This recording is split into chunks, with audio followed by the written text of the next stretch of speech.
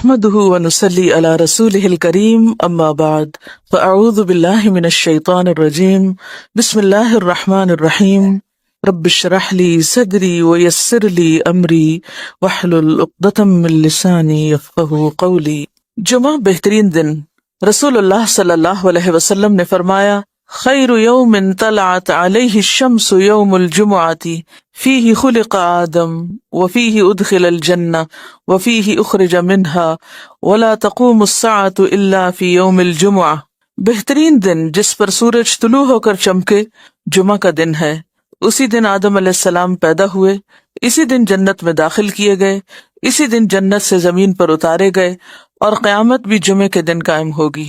جمعے کی فرضیت، ارشاد باری تعالیٰ ہے یا ایھا الذین آمنوا اذا نودی للصلاة من یوم الجمعۃ فاسعوا الی ذکر اللہ وذروا البیع ذلکم خیر لکم ان کنتم تعلمون۔ اے اہل ایمان، جب جمعہ کے دن نماز کے لیے آذان دی جائے تو اللہ کے ذکر اور نماز کی طرف دوڑو، اس وقت کاروبار چھوڑ دو، اگر تم سمجھو تو یہ تمہارے حق میں بہت بہتر ہے، یعنی اسی میں تمہارا فائدہ ہے۔ لیکن سمجھنے کی بات ہے نا، کچھ لوگ اس وقتی تجارت میں فائدہ سمجھتے ہیں جو حقیقت میں خسارہ ہے، یعنی اس وقت تجارت کرنا یا اس وقت دنیا کے کام کرتے رہنا اور اللہ کی پکار پر لبیک نہ کہنا۔ حضرت ابو الجعد دمری رضی اللہ عنہ سے روایت ہے کہ رسول اللہ صلی اللہ علیہ وسلم نے فرمایا جو شخص سستی کی وجہ سے 3 جمعے چھوڑ دے تو اللہ تعالیٰ اس کے دل پر مہر لگا دیتا ہے۔ آپ صلی اللہ علیہ وسلم نے فرمایا لوگ جمعہ چھوڑنے سے باز آ جائیں ورنہ اللہ تعالیٰ ان کے دلوں پر مہر لگا دے گا، پھر وہ غافل ہو جائیں گے۔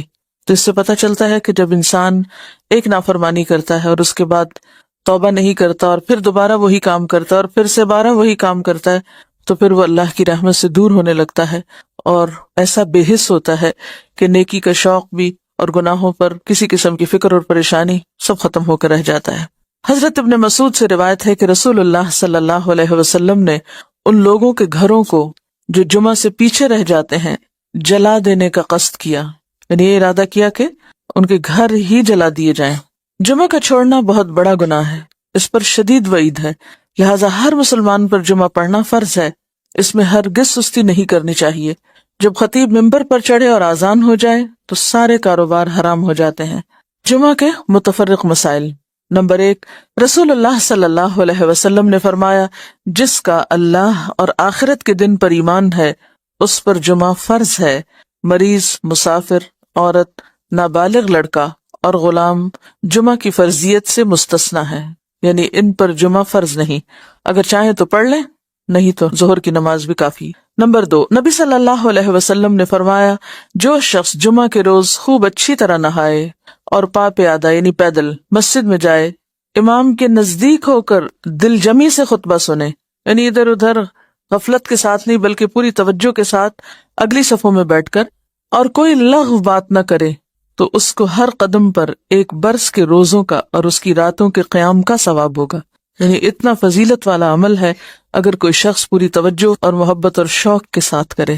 حضرت سلمان فارسی رضی اللہ عنہ سے روایت ہے کہ رسول اللہ صلی اللہ علیہ وسلم نے فرمایا جو شخص جمعہ کو نہائے اور جس قدر پاکی حاصل ہو سکے کرے، یعنی اپنے جسم کی بھی صفائی، اپنے بالوں کی، ہر چیز کی، پھر تیل یا اپنے گھر سے خوشبو لگائے جو بھی میسر ہو، یعنی تھوڑا اہتمام کے ساتھ نکلے، اور مسجد کو جائے، وہاں 2 آدمیوں کے درمیان راستہ نہ بنائے، یعنی لوگوں کی گردنیں نہ پھلانگے یا ان کو پریشان نہ کرے آگے جانے کے لیے، یعنی جہاں جگہ ملے وہیں بیٹھ جائے، پھر اپنے مقدر کی نماز پڑھے، پھر دوران خطبہ خاموش رہے تو اس کے گزشتہ جمعہ سے لے کر اس جمعہ تک کے گناہ بخش دیے جاتے ہیں۔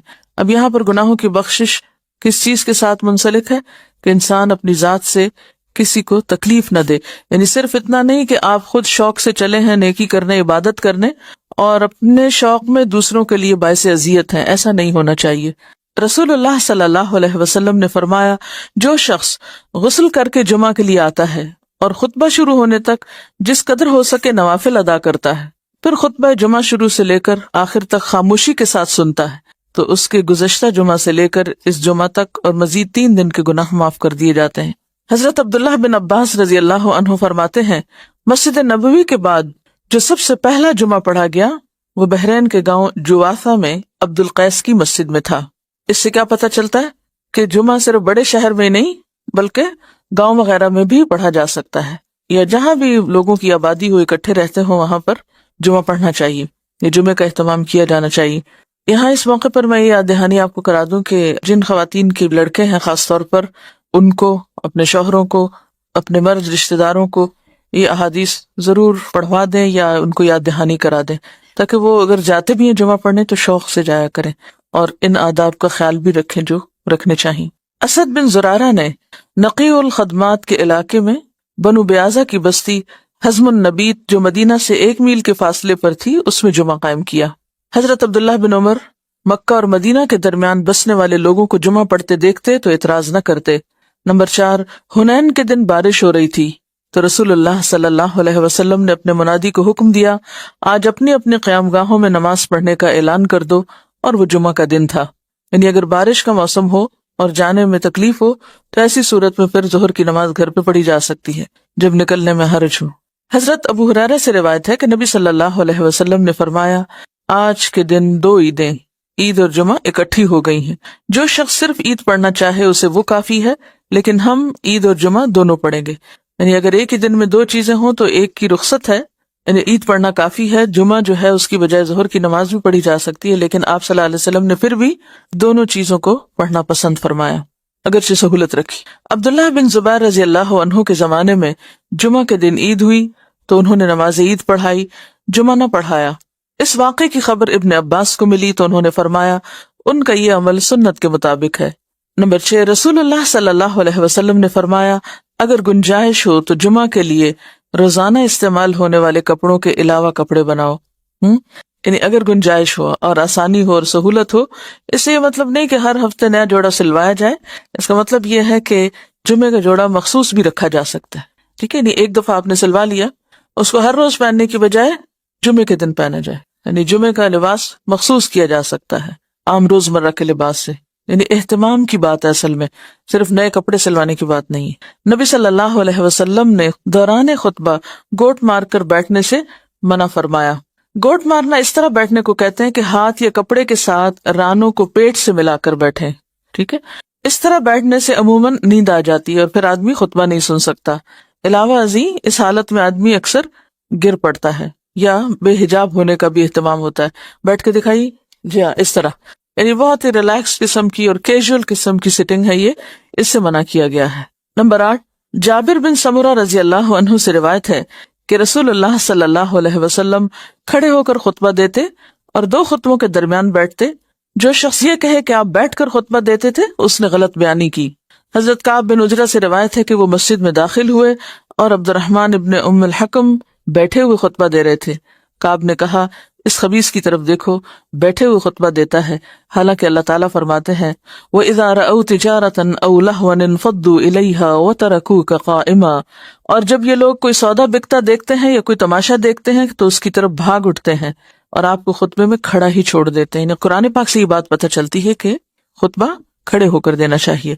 اب یہاں پر آپ سوچ رہے ہوں کہ بہت سخت لفظ استعمال کیا اور شاید ان کے پیچھے یا چھپ کے یا غیبت کے طور پہ کیا، تو اصل بات یہ ہے کہ صحابہ کرام کے اندر آپ نے ایک چیز دیکھی ہوگی کہ وہ سنت کے خلاف کوئی چیز برداشت نہیں کرتے تھے، کیونکہ وہ اللہ کے رسول صلی اللہ علیہ وسلم کو اپنی ذات، اپنی اولاد، اپنے والدین، اپنی ہر چیز سے زیادہ محبوب رکھتے تھے اور آپ کی باتوں کو بھی اسی طرح اہمیت دیتے تھے، لہٰذا کہیں وہ کوئی چیز آپ کی سنت کے خلاف ہوتے دیکھتے تو وہ ان کے لیے بہت ہی سخت ہوتی اور اسی لیے سخت الفاظ بھی استعمال کر جاتے۔ تو بات یہ کہ اسی کا نام من احب للہ و ابغض للہ ہے، و آتا للہ و منع للہ۔ جب ہم دین میں محبت کی بات کرتے ہیں تو ہم سمجھتے ہیں کہ محبت پھر جائز ناجائز ہر بات پہ محبت، یہ بات غلط ہے۔ ٹھیک ہے، درست چیز کو اپریشیٹ کیا جائے اور جو غلط بات ہے اس کو غلط بتایا جائے، اور غلطی جتنی زیادہ بڑی ہو اس کے لیے اتنا ہی فرم ہونا چاہیے، اس کے لیے پھر ڈھیلا ڈھالا رویہ نہیں اختیار کرنا چاہیے جبکہ بات پوری طرح دوسروں کو بتائی بھی جا چکی ہو۔ لیکن ایک بات یاد رکھیے کہ صحابہ کرام کا جو باہم تعلق یا واسطہ تھا، ان کی جو تربیت جس ڈھنگ پر ہوئی تھی، وہاں ذات اور انا اور میں اور شخصیت پرستی جیسی چیزیں نہیں تھی، وہاں محبت بھی اللہ کے لیے تھی اور بغض بھی اللہ کے لیے تھا، اور اس کے ساتھ ساتھ وہ کسی چیز کو اپنی ذاتی وقار کا مسئلہ نہیں بناتے تھے، اس کو پرسنلی نہیں لیتے تھے. ہم کوئی چیز نہ بھی ہو تو اس کو پرسنل بنا لیتے ہیں، یعنی کوئی شخص کسی سے کچھ کہہ رہا ہو تو ہم اس کو اپنے خلاف لے لیتے ہیں. اور اپنی ذات کے بارے میں ہمیشہ بہت ہی سمپیتھیٹک اور بہت سینسٹیو اور بہت کانشیس اور بہت مہربان رہتے ہیں. اٹھتے بیٹھتے چلتے پھرتے تکلیفوں کا ذکر بھی کرتے رہتے ہیں. کبھی ہمیں یہ بھی سوچنا چاہیے کہ جب ہم بہت زیادہ تکلیفوں کا ذکر کرتے ہیں تو کہیں ہم اللہ تعالیٰ کا شکوہ تو نہیں کر رہے ہوتے. تھوڑی دیر کے لیے سوچیں، یہ مسئلہ وہ مسئلہ، یہ پریشانی وہ پریشانی، یہ بیماری وہ بیماری، یہ تکلیف وہ تکلیف، یعنی تھوڑی دیر کے لیے اس بات پر اگر غور کریں کہ ہر وقت ہماری زبان سے شکوے شکایات ہی نکلتے رہیں تو ہمیں کیا معلوم نہیں کہ ہر نقصان، ہر تکلیف، ہر بیماری اللہ کے اذن سے ہی آتی، اور ہر چیز اسی کے ہاتھ میں، وہ جب چاہے. اللہم لا مانع لما اعطیت ولا معطی لما منعت ولا ينفع ذا الجد منک الجد. یعنی اگرچہ تکلیف یا بیماری یا دکھ کے اظہار کرنے میں کوئی گناہ کی بات نہیں ہے، لیکن اللہ سے محبت کے ادب کے خلاف ہے. جس سے آپ محبت کرتے ہیں آپ اس کی شکایتیں راہ چلتے تھوڑی کرتے رہتے ہیں. کیا کرتے ہیں؟ ہاں، سمجھ رہے ہیں میں کیا کہہ رہی ہوں؟ اس شخص سے آپ نے کیا سبق سیکھا جس کا صدقہ کسی ایسے شخص کو چلا گیا کہ جو مستحق نہیں تھا، اور وہ دل میں تکلیف میں بھی تھا، پریشان بھی تھا، تو کیا کہا؟ اللہم لک الحمد. ہم یہ اخلاق اور ادب نہیں سیکھ سکتے؟ ہاں سیکھ سکتے ہیں. مثلاً ایک ڈاکٹر کے پاس جا کے بتانا کہ میں بیمار ہوں، اس میں کوئی برائی نہیں، لیکن ہر انسان کو بتانا میں بیمار ہوں، یہ اللہ کی محبت کے ادب کے خلاف ہے. ابراہیم علیہ السلام جو اللہ کے دوست تھے، وہ کیا کرتے تھے؟ کیا کہتے تھے؟ فَإِنَّهُمْ عَدُوٌّ لِّي إِلَّا رَبَّ الْعَالَمِينَ الَّذِي خَلَقَنِي فَهُوَ يَهْدِينِ وَالَّذِي يُطْعِمُنِي وَيَسْقِينِ وَإِذَا مَرِضْتُ فَهُوَ يَشْفِينِ وَالَّذِي يُمِيتُنِي ثُمَّ يُحْيِينِ وَالَّذِي أَطْمَعُ أَن يَغْفِرَ لِي خَطِيئَتِي يَوْمَ الدِّينِ رَبِّ هَبْ لِي حُكْمًا وَأَلْحِقْنِي بِالصَّالِحِينَ وَاجْعَل لِّي لِسَانَ صِدْقٍ فِي الْآخِرِينَ وَاجْعَلْنِي مِن وَرَثَةِ جَنَّةِ النَّعِيمِ. کیا سرگوشی ہے نا اپنے رب سے، کیسے نعمتوں کا اقرار ہے، کیسے محبت اور شکر کا اظہار ہے.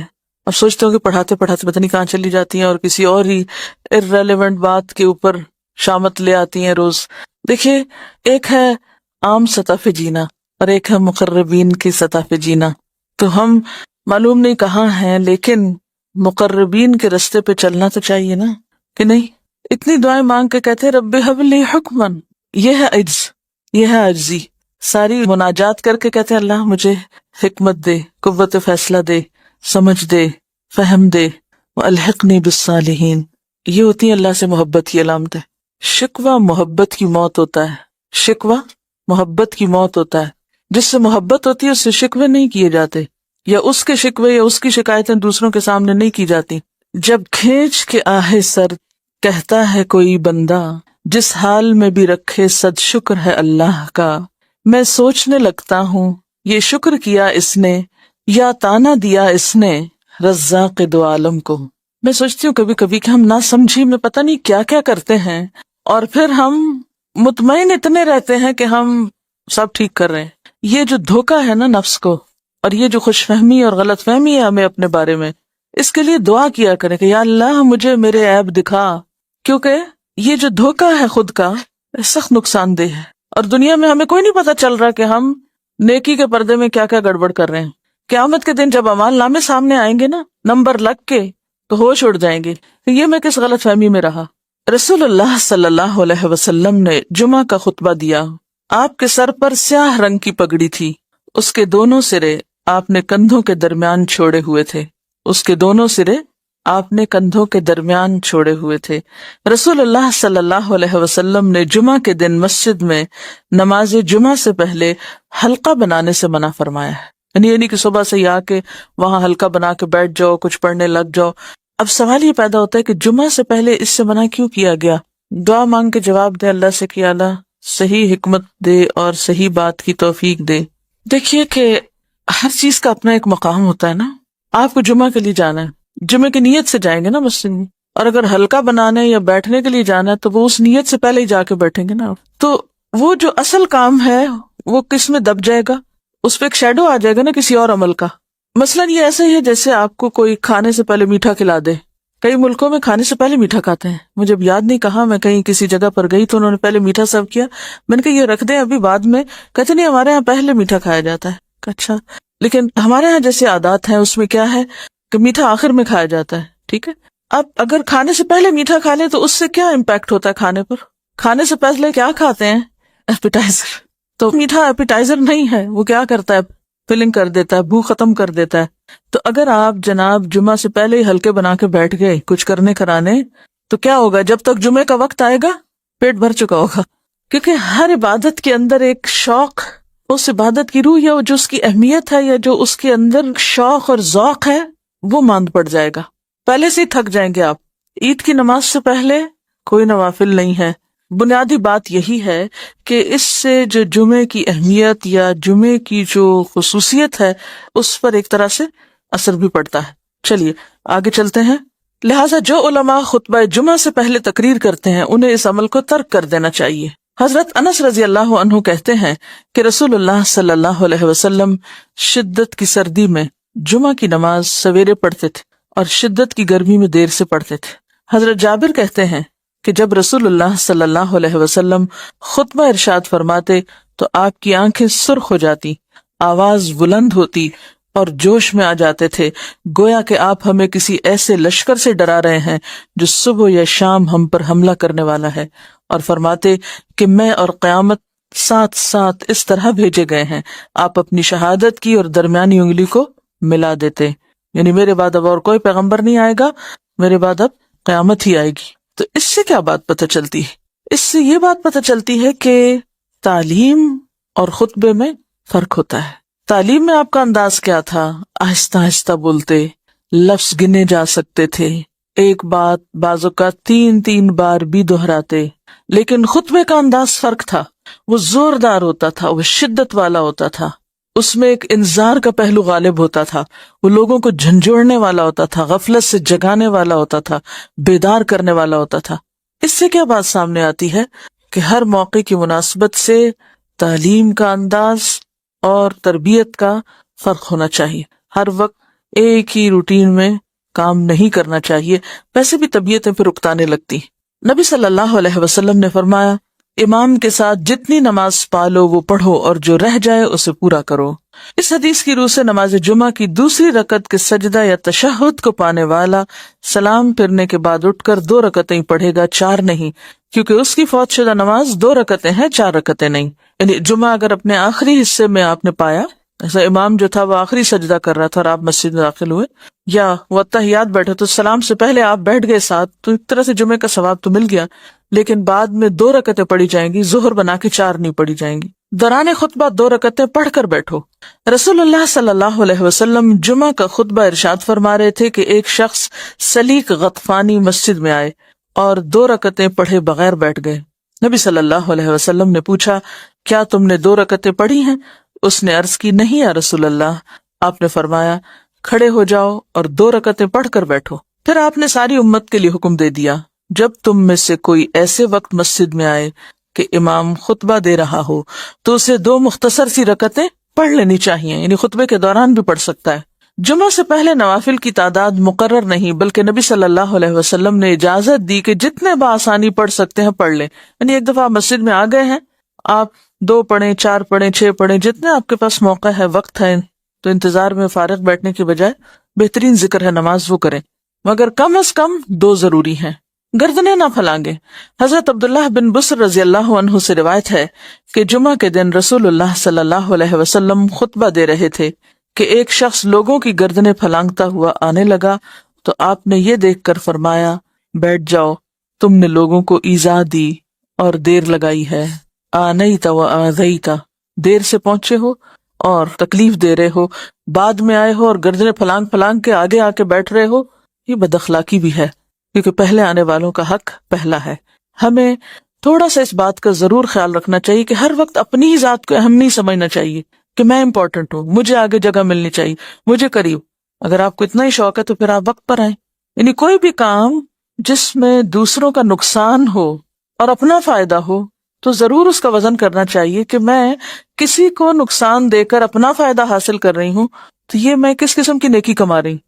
دیکھیے آپ ایک نیکی کرتے ہیں جس میں آپ نیکی کر رہے ہیں اور دوسرے کا کوئی نقصان نہیں، دوسرے کو کوئی تکلیف نہیں، لیکن اگر آپ نیکی کر رہے ہیں اور دوسرے کو تکلیف پہنچ رہی ہے اس سے، تو پھر آپ کو سوچنا پڑے گا. کیوں؟ آپ پہلے دفع مضرت کریں گے یا پہلے جلب منفعت کریں گے؟ دفع مضرت کریں گے نا، ٹھیک ہے نا، یعنی دوسروں کی تکلیف کو پہلے دور کریں. اس کی چھوٹی سی مثال ہے، مثلاً آپ کو شوق ہے بلند آواز سے قرات کرنے کا، لیکن آپ کے آس پاس اور بہت سے لوگ ہیں. بلند آواز سے قرات پسندیدہ، منع نہیں ہے، لیکن اگر آپ بلند کریں اور دوسرے اپنا ذکر بھی نہیں کر پا رہے، کسی کام کے قابل نہیں، تو آپ کیا کر رہے ہیں؟ یہ کس قسم کی نیکی کر رہے ہیں؟ اس نیکی سے بہتر ہے کہ آپ دوسروں کو تکلیف سے بچائیں. اسی طرح کوئی شخص سو رہا ہے اور آپ تہجد پڑھنے کے لیے دروازہ کھول رہے ہیں، بند کر رہے ہیں، اذیت دے رہے ہیں دوسرے کو، تو کوئی بھی نیکی نہیں اگر اس نیکی کے پیچھے دوسروں کو اذیت دینا اور دوسروں کو تکلیف دینا اور دوسروں کو تنگ کرنا اور زچ کرنا اور دوسروں پہ بوجھ ڈالنا شامل ہو جائے. آپ نیکی ایسی کریں کہ جو دوسروں کے لیے تکلیف کا سبب نہ بنے. تو جمعہ کی نماز کے لیے آنے والوں کو جہاں جگہ ملے وہاں بیٹھ جانا چاہیے، دوسروں کو تکلیف نہیں دینی چاہیے. اب پہلے آنے والوں کا ثواب. حضرت ابو ہریرہ کہتے ہیں کہ رسول اللہ صلی اللہ علیہ وسلم نے فرمایا، فرشتے جمعہ کے دن مسجد کے دروازے پر ثواب لکھنے کے لیے کھڑے ہوتے ہیں اور سب سے پہلے آنے والے کا نام لکھ لیتے ہیں، پھر اس کے بعد آنے والے کا، اسی طرح لکھتے جاتے ہیں. جو شخص نماز جمعہ کے لیے اول وقت مسجد میں جاتا ہے اس کو اتنا ثواب ملتا ہے جتنا مکہ میں قربانی کے لیے اونٹ بھیجنے والے کو ثواب ملتا ہے. پھر جو بعد میں آتا ہے اس کو اتنا ثواب ملتا ہے جتنا مکہ میں قربانی کے لیے گائے بھیجنے والے کو، اس کے بعد آنے والے کو دمبا بھیجنے والے کے برابر، اس کے بعد آنے والے کو مرغی اور اس کے بعد آنے والے کو انڈا صدقہ کرنے والے کی مانند اجر ملتا ہے. پھر جب امام خطبہ دینے کے لیے نکلتا ہے تو فرشتے دفتر لپیٹ دیتے ہیں اور خطبہ سننے لگتے ہیں. رجسٹریشن کمپلیٹ، کون کون داخل ہو گیا اس ثواب میں، بس اب دروازہ بند. تو نیکی کے کاموں میں تاخیر کرنا اور ہمیشہ ڈیلے کرنا اور پیچھے رہنا، اس کے بارے میں حدیث آپ نے پڑھی ہوگی کہ کچھ لوگ پیچھے رہتے جاتے ہیں حتیٰ کہ اللہ ان کو پیچھے ڈال دیتا ہے. تو اس چیز کو ضرور مد نظر رکھیں کہ نیکی کے کام میں آگے بڑھنے والے ہی السابقون السابقون ہوتے ہیں. اللہ یہ کہ کوئی عذر ہو، کوئی تکلیف ہو، وہ اور بات ہے، لیکن عادت نہیں بنا لینی چاہیے سستی اور کسل مندی اور تاخیر کی.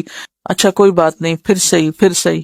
رسول اللہ صلی اللہ علیہ وسلم نے فرمایا، جمعہ کے دن ایک گھڑی ایسی ہے کہ جو مسلمان اس گھڑی میں اللہ سے بھلائی کا سوال کرے تو اللہ تعالیٰ اس کو قبول کرتا ہے. نبی صلی اللہ علیہ وسلم نے فرمایا، جمعہ کی قبولیت کی گھڑی امام کے ممبر پر بیٹھنے سے لے کر نماز کے خاتمے تک ہے، یعنی اس سارے وقت میں کوئی بھی وقت انتہائی قبولیت کا.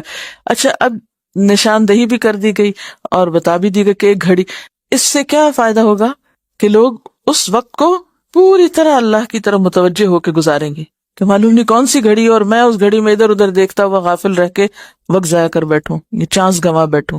اگر کوئی آپ کو یہ کہے کہ اگلے 10 منٹ میں آپ کے اوپر چھت سے ایک سونے کا انڈا نیچے گرنے والا ہے تو آپ کیا کریں گے؟ اس 10 منٹ میں تو سانس بھی نہ لیں، شاید آنکھ بھی نہ جھپکیں کہ کہیں ایسا نہ ہو کہ میں آنکھ بند کر جاؤں اور وہ انڈا مس ہو جائے مجھ سے. ہاں، غافل نہیں ہوں گے. تو آپ دیکھیے کہ کسی ایک دعا کا قبول ہو جانا سونے کے انڈے سے کہیں زیادہ قیمتی. لیکن عموماً جب خیر و بھلائی اور برکت کی تقسیم ہوتی ہے تو ہم اسی قسم کی غفلت کا ثبوت دیتے ہیں اور توجہ نہیں کرتے، اور کبھی سونے لگتے ہیں اور کبھی ادھر ادھر توجہ کرنے لگتے ہیں. تو جمعے کا وقت خطبے سے لے کر نماز تک، دعا تک، بہت ہی بہترین گھڑیوں میں سے جب بندہ اپنے رب کے قریب ہوتا ہے. لہٰذا آنا بھی جلدی چاہیے کہ سابقون ہوں، اور سابقون کون ہوتے ہیں؟ المقربون ہوتے ہیں. اور مقربون وہی ہو سکتے ہیں کہ جو ایسے مواقع کو بخوبی استعمال کرنا جانتے ہوں اور ان مواقع میں غافل نہ ہوں. بعض اوقات ایک لمحے کی غفلت انسان کو سالوں پیچھے لے جاتی. خطبہ جمعہ کے مسائل. رسول اللہ صلی اللہ علیہ وسلم 2 خطبے ارشاد فرماتے، ان کے درمیان بیٹھتے، خطبہ میں قرآن مجید پڑھتے اور لوگوں کو نصیحت کرتے. آپ کی نماز بھی اوسط درجے کی اور خطبہ بھی اوسط درجے کا ہوتا، بہت طویل خطبہ نہیں ہوتا تھا. آپ نے فرمایا کہ آدمی کی لمبی نماز اور مختصر خطبہ دانائی کی علامت ہے، یعنی عقل مندی کی بات ہے. پس نماز عام نمازوں کی نسبت طویل کرو اور خطبہ عام خطبوں کی نسبت مختصر کرو. نبی صلی اللہ علیہ وسلم خطبہ جمعہ میں سورۃ قاف کی تلاوت فرماتے تھے. حضرت ابو ہریرہ رضی اللہ عنہ روایت کرتے ہیں کہ رسول اللہ صلی اللہ علیہ وسلم نے فرمایا، جمعہ کے خطبہ میں جب تو اپنے پاس بیٹھنے والے کو یہ کہے کہ چپ رہو تو بلا شبہ تم نے بھی لغو کام کیا. یعنی اتنا بولنے کی بھی اجازت نہیں کہ انسان کسی سے کہے بی کوائٹ یا چپ. چپ لفظ بولنا جو ہے یہ بھی لغو میں شمار ہوتا ہے، کیونکہ پیچھے آیا نا کہ جس نے لغو بات نہ کی، تو ہم سمجھتے ہیں لغو بات سے مراد کوئی شاید قصے کہانیاں ہیں یا کوئی لطیفے سنانا ہے یا فضول باتیں ہیں. نہیں، بالکل جینون بات کرنا کہ ایک شخص شور کر رہا ہے یا بول رہا ہے تو اس کو چپ کرانا، یا امر بالمعروف یا نہی عن المنکر جو ہے وہ بھی اس وقت منع ہے. یہ ساری چیزیں کس چیز کی علامت ہے؟ یہ سارے جو ادب آداب جمعے کے دن سکھائے جا رہے ہیں، نہا دھو کے جاؤ، اس جمعے سے پہلے مت بیٹھو طویل وہاں، اور پھر خطبہ مختصر ہو، اور پھر اس مخصوص وقت میں دعا قبول ہوتی ہے. یہ سب چیزیں کیا بتا رہی ہیں؟ کس چیز کی طرف لے جا رہی ہیں؟ یعنی مقصود کیا ہے؟ یعنی انتہائی توجہ اور یکسوئی کے ساتھ اس روحانیت کو حاصل کرنا جو اس دن میں دی جانی مطلوب ہے، وہ تعلیم حاصل کرنا، وہ سیکھنا اور وہ فائدہ اٹھانا جو جمعے کے دن کو مقرر کر کے اللہ نے بندوں کے لیے رکھا ہے. یعنی ساری چیزیں ایک ہی چیز کے اوپر لے جا رہی ہیں، اور وہ ہے یکسوئی کی پریکٹس. یکسو، مکمل کنسنٹریشن، مکمل توجہ، انابت اللہ. حضرت ابن عمر کہتے ہیں کہ رسول اللہ صلی اللہ علیہ وسلم نے اس سے منع فرمایا کہ آدمی اپنے بھائی کو اٹھا کر اس کی جگہ پہ بیٹھے. نافع سے پوچھا گیا کیا صرف جمعہ میں منع ہے؟ فرمانے لگے جمعہ میں اور اس کے علاوہ بھی. یعنی آپ یہ نہیں کر سکتے کہ کہیں پر جائیں اور کوئی شخص بیٹھا تو آپ اس سے کہیں تم اٹھو یہاں سے، مجھے یہ جگہ اچھی لگتی ہے، مجھے بیٹھنا ہے. یہ معیوب بات ہے، ناپسندیدہ ہے. پھر خود پسندی کی بات بھی ہے کہ آپ اپنے آپ کو اتنا امپورٹنٹ سمجھتے ہیں، اپنی اتنی اہمیت جانتے ہیں کہ آپ دوسروں کو اذیت دے کے خود اپنی جگہ بنانا چاہتے ہیں.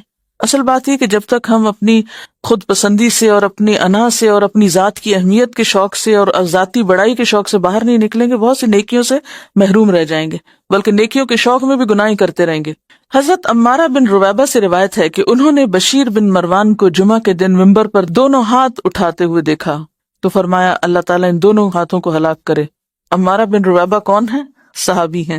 انہوں نے بشیر بن مروان کو جمعہ کے دن منبر پر دونوں ہاتھ اٹھائے ہوئے دیکھا تو فرمایا اللہ تعالیٰ ان دونوں ہاتھوں کو ہلاک کرے. نبی صلی اللہ علیہ وسلم خطبہ میں صرف ایک ہاتھ کی شہادت والی انگلی سے اشارہ کرتے تھے اور بس. یعنی اس نے خطبہ دیتے ہوئے کیا کیا؟ جیسے عام سپیکرز کہتے ہیں نا، دونوں ہاتھ اٹھا اٹھا کے اور جیسے مکے لہرا لہرا کے اور بازو اٹھا اٹھا کے خطبہ دینا انتہائی ناپسندیدہ چیز ہے. تب آپ دیکھیں کہ صحابی کی تنقید کتنی سخت ہے، ایک طرح سے بددعا دے رہے ہیں کہ اللہ ان دونوں ہاتھوں کو ہلاک کرے، کیونکہ نبی صلی اللہ علیہ وسلم خطبے میں صرف دائیں ہاتھ کی شہادت کی انگلی اٹھاتے تھے، یعنی جو خبردار بھی کرنا ہوتا تھا اور بس. نبی صلی اللہ علیہ وسلم نے کھڑے ہو کر خطبہ دیا اور آپ کے ہاتھ میں عصا یا کمان تھی. نبی اکرم صلی اللہ علیہ وسلم 2 خطبے دیتے اور ان کے درمیان بیٹھتے کیوں تھے؟ شارٹ بریک ایک طرح سے، تاکہ پھر سے توجہ ہو جائے. ظہر احتیاطی کی بدعت. بعض لوگ نماز جمعہ کے علاوہ ظہر احتیاطی پڑھتے ہیں اور اس کا فتویٰ بھی دیتے ہیں، حالانکہ رسول اللہ صلی اللہ علیہ وسلم کی ذات پاک اور آپ کے بے شمار صحابہ کرام سے جمعہ کے بعد نماز ظہر کا پڑھنا کہیں ثابت نہیں. ہم حیران ہیں کہ نماز جمعہ ادا کرنے کے بعد احتیاطاً ظہر کے فرض پڑھنے والے اور پڑھنے کا حکم دینے والے اللہ تعالیٰ کو کیا جواب دیں گے؟ کیا رسول اللہ صلی اللہ علیہ وسلم جمعہ کے بعد ظہر پڑھنا اور لوگوں کو بتانا بھول گئے تھے، جو بعد میں آنے والے لوگوں نے ایجاد کر کے تکمیل دین کی ہے؟ جمعہ کے دن روزہ رکھنا.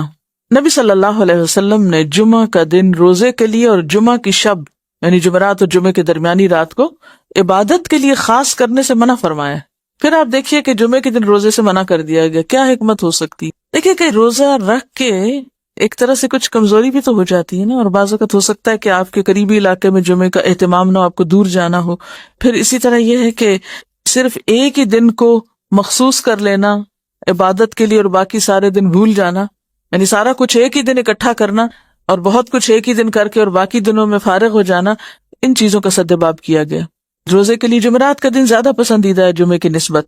اور پھر شب جمعہ جو ہے اس کی عبادت سے بھی روکا گیا، یعنی شب بیداری مت کرو اس رات. کیوں؟ پھر جمعے کا حق مارا جائے گا. کیونکہ بعض اوقات ہم اصل کام تک پہنچتے پہنچتے پہلے خود ساختہ کام شروع کر دیتے ہیں، اور یہ شیطانی حربے بھی بعض اوقات ہوتے ہیں اصل کام سے توجہ ہٹانے کے لیے. اور دیکھیں یہ جو ٹائم مینجمنٹ کے اصول ہیں ان میں ایک بہت ہی بنیادی اور اہم اصول کیا ہے کہ اہم کام سب سے پہلے، اور کاموں کو پرائرٹائز کرنا. یعنی اگر آپ چاہتے ہیں کہ بر وقت کام ہو اور آپ اپنے وقت کا بھرپور استعمال کریں تو اس میں اہم چیز پہلے، اور اپنی ترجیحات کا تعین، کاموں کو پرائرٹائز کرنا. یہ بہت اہم ہے. کیوں؟ اس لیے کہ جمعے کے دن کی سب سے اہم عبادت کیا ہے؟ نماز جمعہ، اور اس دن کا خطبہ سننا اور اس کی تیاری کرنا اور بر وقت مسجد پہنچنا. اگر ہم اس کام کے ساتھ کچھ اور کام ایجاد کر لیتے ہیں عبادت کے نام پر جس سے آپ نے منع فرمایا، تو ہم دراصل کیا کر رہے ہیں؟ اصل کام کی ترجیح پر اثر انداز ہو رہے ہیں، یعنی اصل کام کو اہم نہیں بلکہ غیر اہم کر رہے ہیں. عید کے دن بھی روزہ رکھنے سے آپ نے منع فرمایا نا، اور جمعہ بھی ایک چھوٹی عید ہے، ایک طرح سے خوشی کا دن بھی ہے. دیکھیے کہ بعض لوگ تہجد پڑھ لیتے ہیں، فجر قضا کر دیتے ہیں. اسی طرح اگر کوئی شخص جمعے کی رات عبادت کرتا رہے اور جب جمعے کا وقت آئے تو اس وقت وہ سست ہو کے بیٹھ جائے اور خطبہ جمعہ میں بھرپور نیند لے کے اٹھے. کیونکہ اکثر ایسے ہی ہوتا ہے نا، جو لوگ راتوں کو بے وجہ جاگتے ہیں وہ پھر تعلیم کے وقت خوب سوتے ہیں اور سو کر سارے سونے کے انڈے کھو دیتے ہیں. دیکھیے کہ رات کی عبادت اور مخصوص کر لینا اس رات کو اور روزہ رکھنا یہ ایک انفرادی عبادت ہے، لیکن نماز جمعہ ایک اجتماعی عبادت ہے. تو بعض اوقات ہم انفرادی کاموں میں، ذاتی کاموں میں اس طرح لگ جاتے ہیں کہ اجتماعی کام جو ہیں وہ متاثر ہو جاتے ہیں، تو یہ درست نہیں. یعنی اس میں بہت سی حکمتیں ہو سکتی ہیں. جمعہ کا دن اور درود شریف کی کثرت. آپ صلی اللہ علیہ وسلم نے فرمایا، جمعہ کے دن مجھ پر بکثرت درود بھیجو، تمہارا درود مجھے پہنچایا جاتا ہے. جمعہ کی اذان. حضرت صاحب بن یزید سے روایت ہے کہ رسول اللہ صلی اللہ علیہ وسلم، حضرت ابوبکر اور عمر رضی اللہ عنہم کے زمانے میں جمعہ کی اذان اس وقت ہوتی تھی جب امام خطبے کے لیے ممبر پر بیٹھ جاتا. جب حضرت عثمان خلیفہ بنے اور لوگ زیادہ ہو گئے تو زورا کی جگہ پر ایک اور اذان دی جانے لگی. امام بخاری فرماتے ہیں، زورا مدینہ کے بازار میں ایک مقام ہے. مسجد کے اندر امام کے خطبے سے پہلے صرف ایک اذان ہے. اکثر مساجد میں اس سے قبل دی جانے والی اذان کو ثبوت حضرت عثمان کے دور سے بھی نہیں، لہٰذا اس سے اجتناب کرنا چاہیے. جمعے کے دن پہلی اذان کا پس منظر یہ ہے کہ عہد نبوت میں مدینہ منورہ اس کی آبادی کا حجم نسبتاً مختصر تھا. آپ کو معلوم ہے کہ اس وقت جتنے ایریے پر مسجد نبوی ہے پورا شہر اتنے ایریے میں تھا. جی ہاں، موجودہ مسجد نبوی کو اگر آپ جائیں، کبھی اللہ لے جائیں، چاروں طرف سے چکر لگائیں، اچھا خاصا رقبہ ہے. تو اس وقت پورا مدینہ بس اتنا تھا، اور ایک اذان اس سارے ایریے کے لیے کافی تھی. لوگوں کو اذان آسانی سے سنائی دے جاتی. تو عہد عثمانی میں آبادی زیادہ ہو گئی تو تمام لوگ اذان کی آواز سن نہیں پاتے تھے، جس کا لازمی نتیجہ یہ نکلا کہ گوناگو مصروفیات کا شکار کئی لوگ مسجد میں بر وقت پہنچنے سے قاصر ہو گئے. اس کا انتظامی حل یہ نکالا گیا کہ پہلے مسجد سے باہر بازار کے اندر اذان دی جائے، اس سے کچھ ہی دیر بعد مسجد نبوی میں دوسری اذان ہو جاتی. اور حضرت عثمان کا یہ اقدام بدعت نہ تھا، کیونکہ حضرت عثمان خلفائے راشدین میں سے ہیں. ان کے دور میں مدینہ منورہ میں جب پہلی دفعہ اس اذان کی ضرورت محسوس کی گئی تو انہوں نے اسے شرعی حکم کے طور پر نہیں، محض انتظامی حل کے طور پہ جاری کیا تھا، جس سے صحابہ کرام کی خاموش تائید حاصل تھی. ظاہر ہے کہ جس چیز پر صحابہ کرام کا عمومی اتفاق ہو وہ بدعت نہیں ہوتی. وآخر دعوانا ان الحمد للہ رب العالمین. سبحانک اللہم وبحمدک، نشہد ان لا الہ الا انت، نستغفرک ونتوب الیک.